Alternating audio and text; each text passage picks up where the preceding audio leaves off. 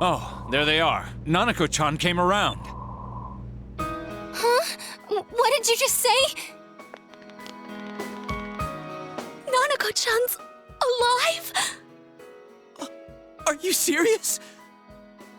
It's very rare to be resuscitated after one's heart and lungs fail, but it does happen.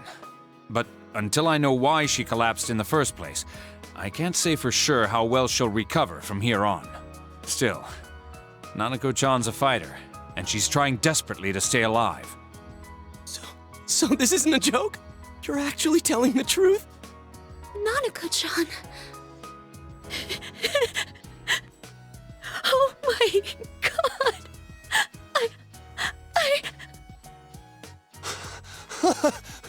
This is amazing! Miracles do happen.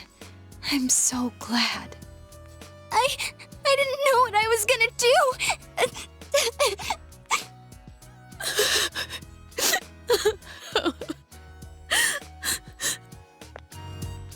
Come on. Stop crying, you two.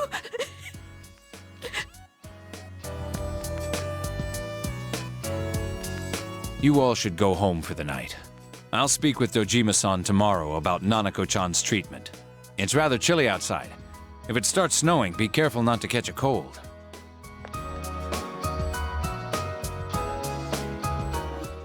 Wait a second, where's Teddy? I noticed he didn't come with us when we went to Namatame's room. You're right. That's weird. I figured he wouldn't move from Nanako-chan's side. Teddy, where did you go? Oh yeah, he has a cell with him. Wait, I shouldn't use mine inside the hospital. I'll try calling him up once we're outside.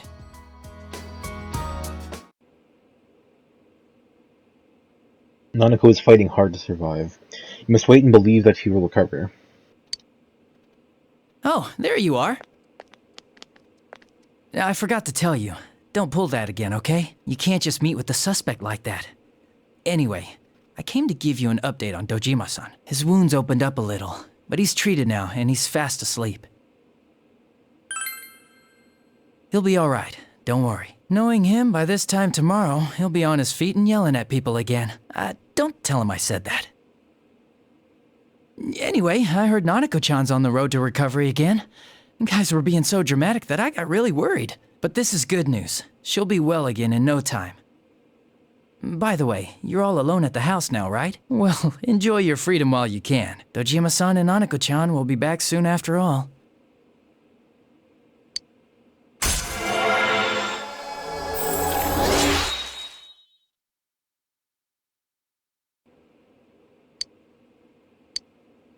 Well, I better head back. You go home too, before it gets too late.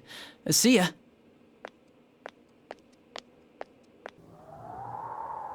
Couldn't save. I couldn't save. Why? Mayumi. And that girl too. I couldn't save them. Huh? What's the matter? Feeling guilty all of a sudden? Sheesh.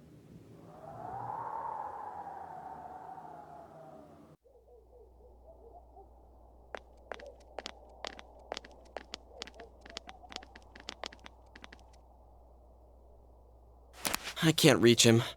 Did that stupid bear forget to charge the battery? We took a quick look around the hospital, but there's no sign of him. I wonder where he went. Oh, it's snow. Hey, you're right. Wow, it's been a while since I last saw real snow. It doesn't look that pretty, though, because of this fog. I guess this makes it the first snow of the year. It's freezing. Let's go home. Hey, Yosuke, if you find Teddy, don't forget to contact us, all right? I know. Let's meet up at the special headquarters tomorrow.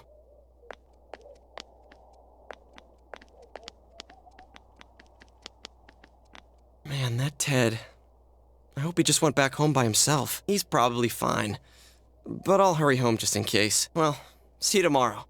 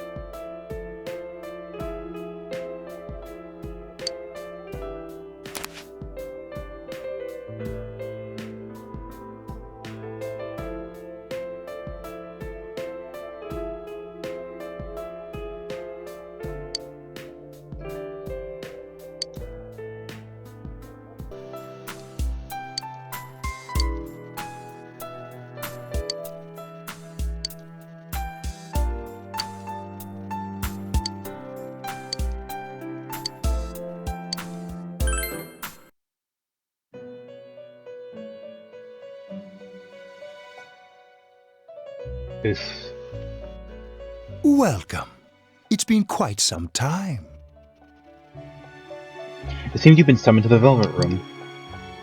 Do not be alarmed. You are fast asleep in the real world. I have summoned you within your dreams. Now then, your journey has taken you quite a distance thus far. Do you believe you'll be able to successfully solve this mystery? Splendid! The precise destination of this vehicle, that too is getting rather hard to judge. If we continue driving blindly, we may end up leading you further away from the mystery that you must reach. Well, why don't we take a moment to look back on your journey? It was for that purpose that I summoned you here tonight. Margaret?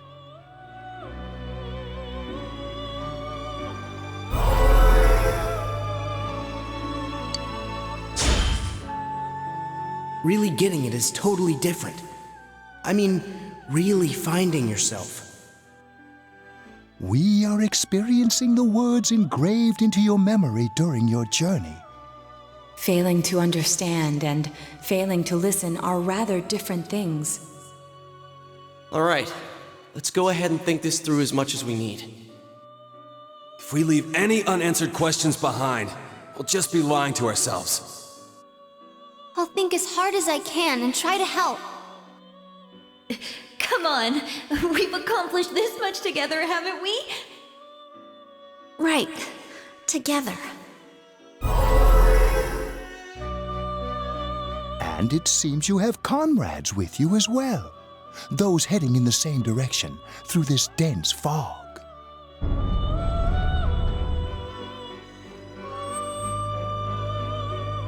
We just run over Teddy.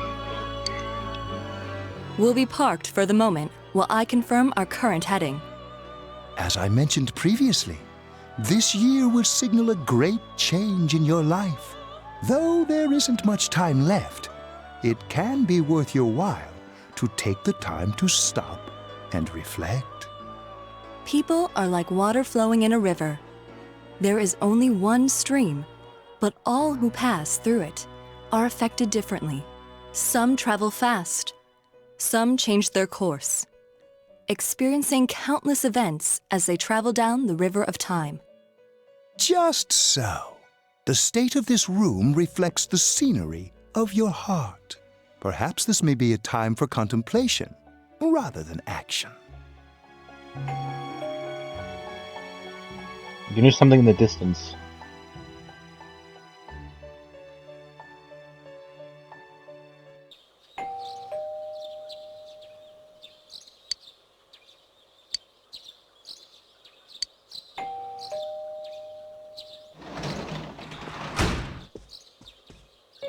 Teddy's missing.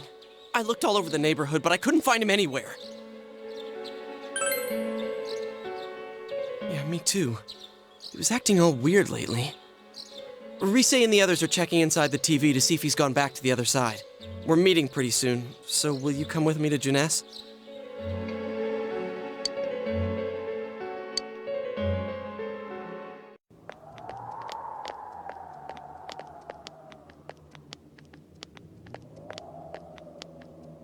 It's no use, man. We can't find him. No luck for me either. I didn't sense anything over there. The fog's so dense it might be affecting my readings. I wish I could do better. I'm sorry. Ted. Don't tell me he really went back to his world this time. We told him over and over that he could stay here.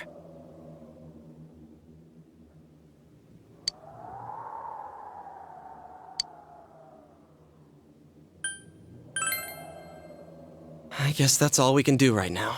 He plays dumb a lot, but he's attached to us deep down. He wouldn't disappear without saying anything, right? I'm worried for Teddy myself, but let's trust in him and await his return.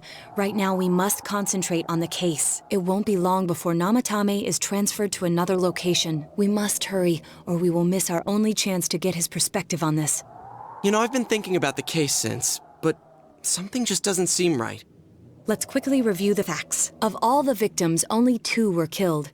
Miss Yamano, the announcer, and Saki-san. From the documents we found in the car, we know Namatame had some sort of dealings with them. After that, there were multiple attempted murders in which we were targeted. It was only when he took Nanako-chan that we caught him in the act, identifying his modus operandi in the process.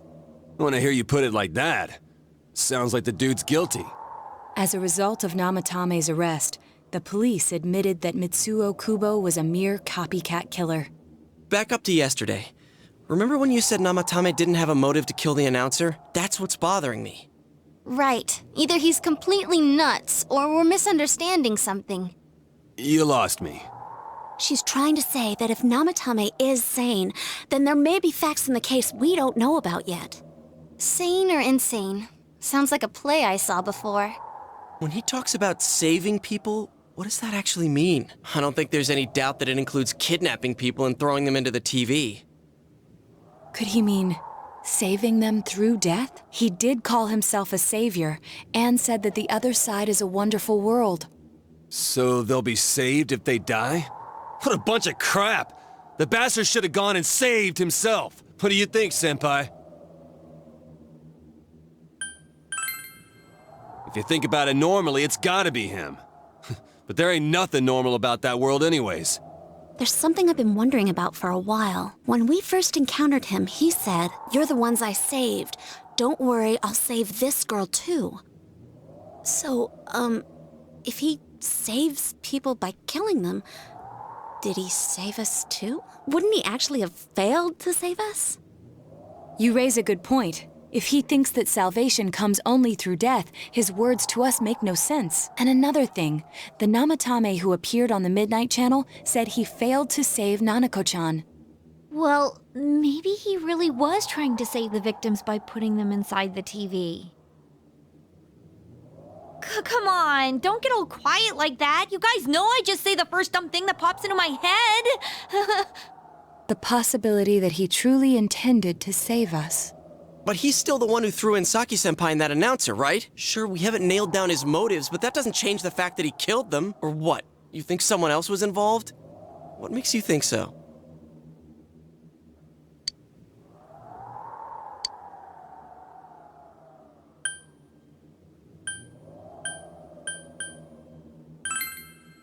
Her alibi?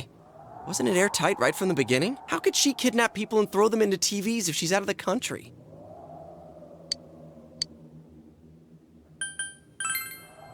Morning letter?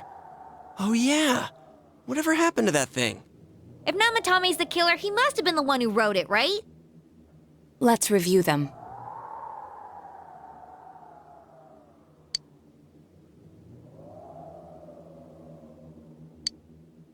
Yes, that's right. Isn't that kinda odd? Would someone who thinks he's saving people by killing them write stuff like, "Don't rescue or kill"? Yeah, and the will be put in and killed part doesn't make sense either. If the killer was writing it, wouldn't it be more like, I'll put in and kill? Hey, could this mean...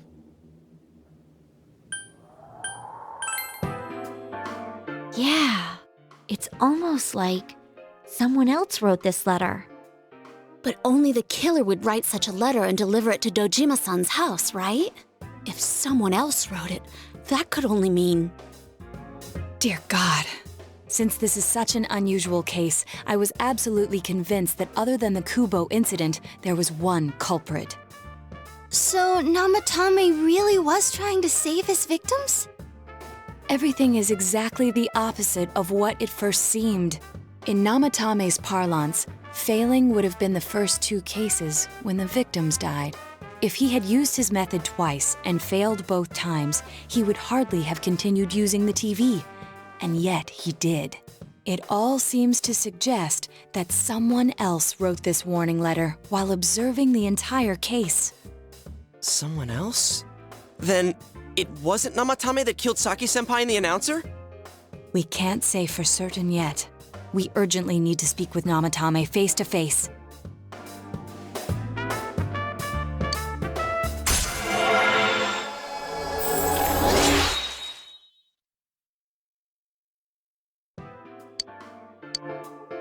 How though? After what happened yesterday, they said they're gonna tighten security. I have a plan, but there's no time to waste. Let's hurry to the hospital.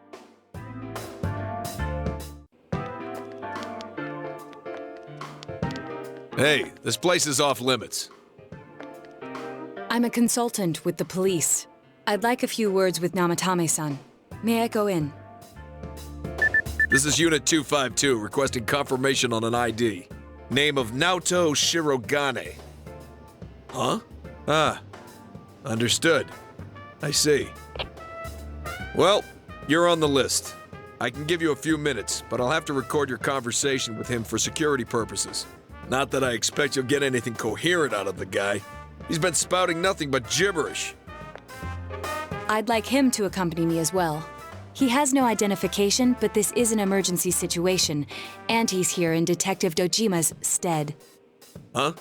Detective Dojima sent him? I wasn't informed of this.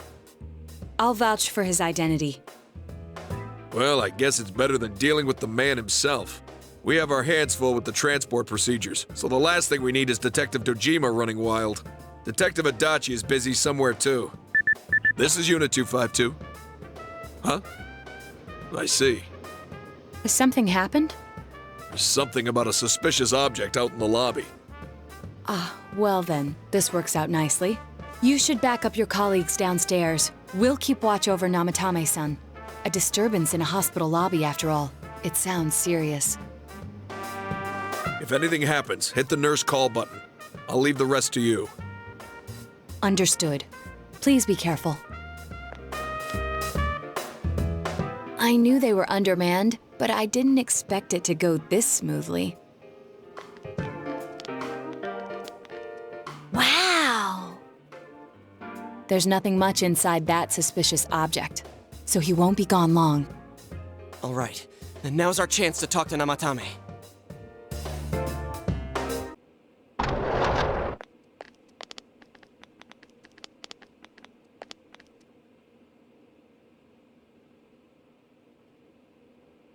Namatame-san, there's something we'd like to ask you. It's tempting to think that you were the culprit behind this entire case, and to be honest, there are many in this town who hope you are, but we are here to learn the truth. So please, answer our questions. Huh?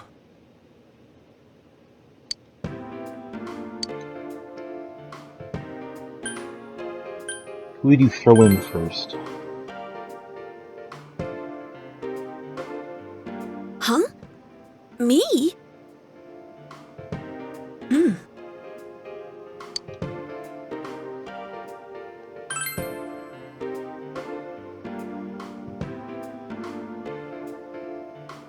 They were killed. I couldn't save them.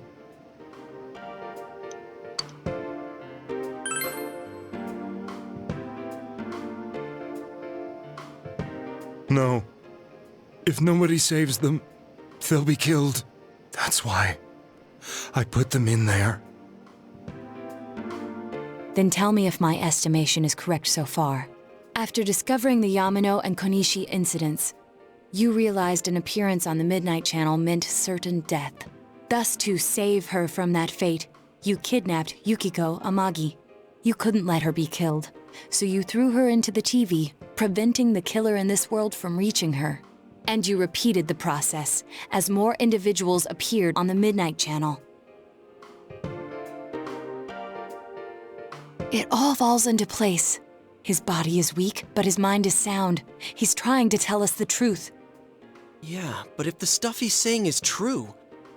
There's another killer who murdered the first two victims? Indulge us in a few more questions.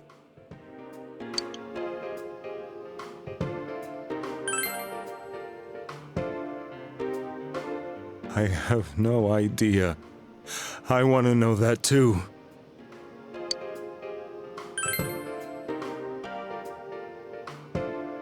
What are you talking about?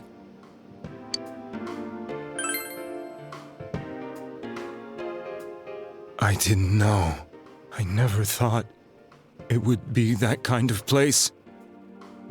As I thought. You believe me? Did they find him? Did they find the one who did such cruel things? Mayumi. Please calm down. Our ability to find the culprit rests on you. We know about the other world. In fact, we're the only ones who can fully understand what you have to say. Only you? We did blame you for everything at first, but now I think we can accept whatever you got to tell us as truth. Please, tell us everything you can, calmly and slowly. You're willing to listen? Do my story?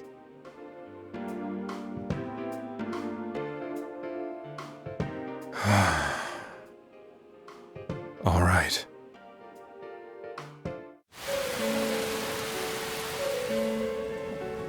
Soon after my affair with Mayumi became common knowledge, I returned to my parents' home, as if to run away from the scandal.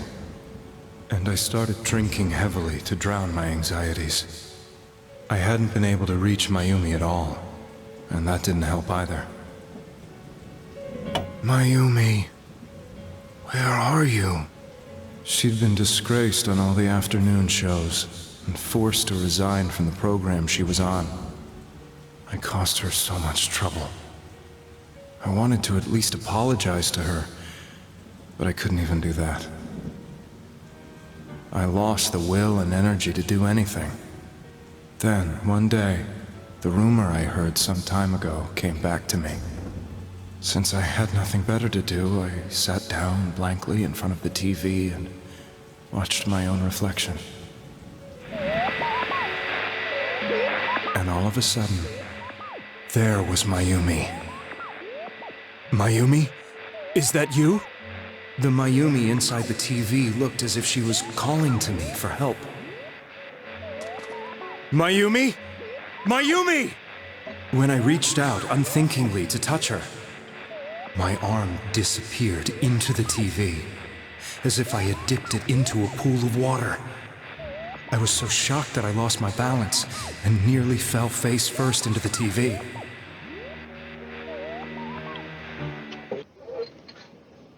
I was so scared. I couldn't understand what just happened. I thought maybe I'd gone insane. In the end, I decided to think of it as just a dream, and I went back to the city the next day after finishing work. The next afternoon when I got to work, I was fired on the spot, as I expected. That wasn't what broke me, though. It was Mayumi being found dead, and not just that, but it had happened in my hometown.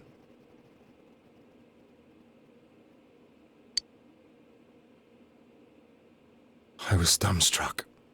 But later on, I remembered the image of Mayumi I'd seen that night. Was it not a dream?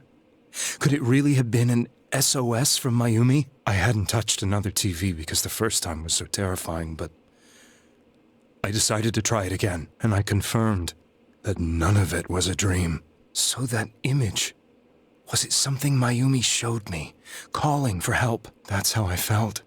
And eventually, you learned of the Midnight Channel. I remembered that when Mayumi was alive, she was chasing a rumor about some bizarre TV program. I'd heard about it before, but I thought it was just an urban legend. But then Mayumi appeared on it, and later turned up dead. The more I thought about it, the harder it became to believe that the two events were unrelated. Soon after that, I came back to Inaba to answer the police's questions. I'd lost my job, and I wanted to know the truth of Mayumi's death for myself. Then, on another rainy night, someone else appeared on the Midnight Channel. It was a girl. She looked like she was calling for help, just like Mayumi. The first thing that came into my mind was, maybe this girl will be the next to die. And that was Saki-senpai. I'd been following all the news about Mayumi, so I noticed right away that she was the girl who found Mayumi's body. And if my hunch was right, she'd be the next victim. I didn't want her to die the way Mayumi did, so I desperately kept watching. I was consumed with the idea of rescuing her. Then, little by little, her image on the screen came into sharper focus. It became sharper? How did you find out it was her? After I came back, my father couldn't bear to see me in such low spirits, and gave me a job with the family business. I met that girl when I delivered a package to the liquor store.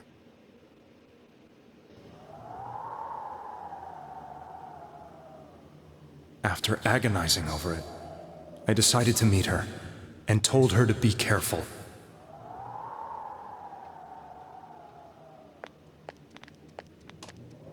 But that same night, on the TV,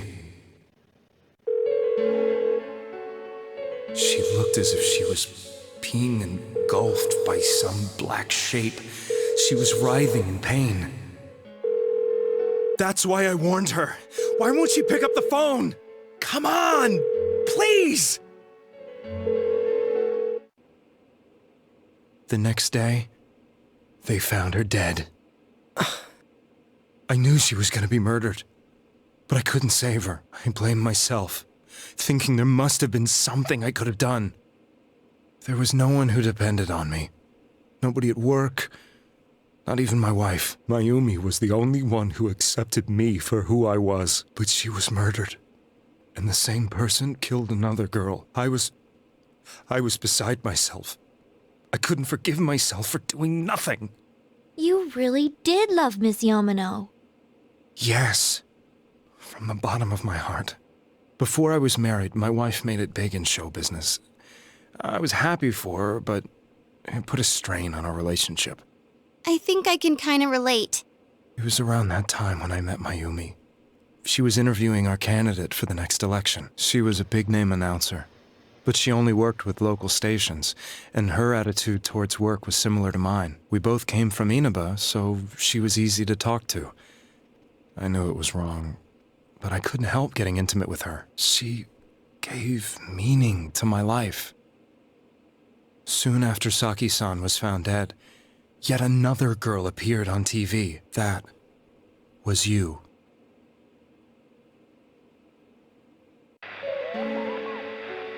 She'll be kidnapped next, and murdered. I can't let her end up like Mayumi and that other girl. This time, I'm gonna do something. My opponent was a murderer who left no clues to his identity. I thought hard about what I could do to protect her from someone like that. I'll never convince her. If she gets suspicious and they arrest me, who'll save her then? The girl inside the TV looked as if she was smiling at me. And that's when it hit me. I apparently had the power to go through the TV screen to the other side. Then, what if I put her into the TV and give her shelter there before the killer gets her? What are you trying to tell me? That it's safe over there? Is that it? The girl inside the TV seemed to smile at me again. And I thought, no matter what kind of place it might be, it's better than being slaughtered. Once things calmed down, I could just let her out again.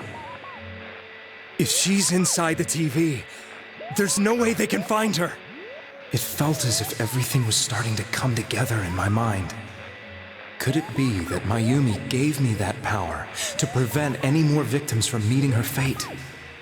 Was it my mission to save people? But there was a big problem. If I explained the situation to the victim, they wouldn't understand. I had already tried that and failed miserably. It seemed the only thing I could do was to take them away. If that was my mission, I'd just have to do it. Or so I thought. Mayumi, please lend me your strength. So, since you thought people who appeared on the Midnight Channel would be killed, you kidnapped us in order to save us. Mission? Give me a break! You never stopped and wondered about any of this? I thought I was the only one who could help them. I did call the police, but they didn't believe me. I knew the area well, thanks to my job. I had a large truck, and I could move around without suspicion. I thought my job as a delivery man would be the perfect cover for my mission. I thought no one else could do it. But are you telling me that I wasn't saving them? If a person is still within the TV world when the fog appears here, they will die. Beginning with Yukiko-san, The people you thought you had been saving were, in fact, in mortal peril. It was my friends here who really saved us all. I had a feeling that was it. When I went after that little girl and entered the TV myself, for the first time, I had some doubts about myself. You refer to Nanako-chan, correct? The police were after me, so I had to get away. But I still felt I needed to do everything I could to save that poor little girl. That's why I went in after her. But the TV world was completely different than I imagined. Such an abominable, grotesque place. I knew that the three of you who I saved went back to your normal lives, so I didn't realize how terrible that world was. I never knew you couldn't even get out of that place on your own. No. That's a cowardly way to put it. I'd probably already begun to realize that it was a dangerous place. If I hadn't, I wouldn't have gone to see you all. See us? Wait, are you talking about the concert we did at Juness? Yes. I wanted to know why the ones I saved were all hanging out with each other, and how much you remembered. But in the end, I couldn't bring myself to say anything and ran home. I must have felt too guilty. But all the doubts and anxieties I'd been unconsciously suppressing exploded out when I entered the television myself. I thought I was going insane. I probably did. And you know the rest. When I came to, I was lying in a hospital bed. You really were trying to save people. But I ended up doing just the opposite. What a fool. I always wanted to enter the world of politics and become useful to society. But after losing my job and the woman I loved, all I had left was this power. I convinced myself that world was some sort of sanctuary, and I secretly believed myself to be a hero. I never doubted what I saw on TV, and believed everything was as I wanted it to be. I didn't think for myself at all. That's why I couldn't protect them. I'm to blame for all of this.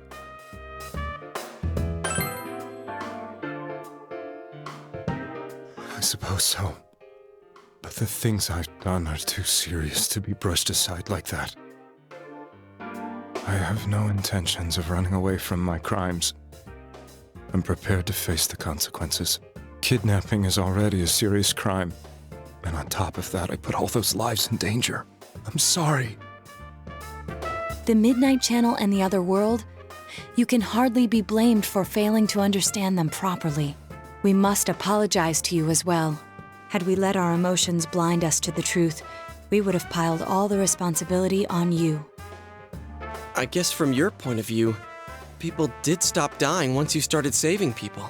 The more you did it, the more you really believed you were preventing their deaths. I'm such a joke. I'm sorry. I'm getting a little tired. What are you all crammed in here for? My apologies. We'll be leaving now. Wait. I beg you, please, find whoever's behind this. You children are the only ones who know about that world.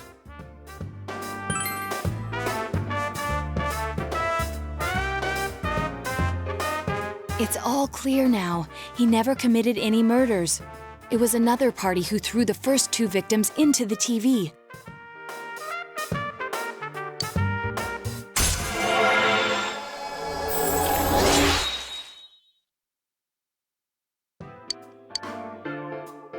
Now get out of here! I told you, he's almost ready to be transported. We can't have anything else happen. Sheesh, I better not see you rascals here again.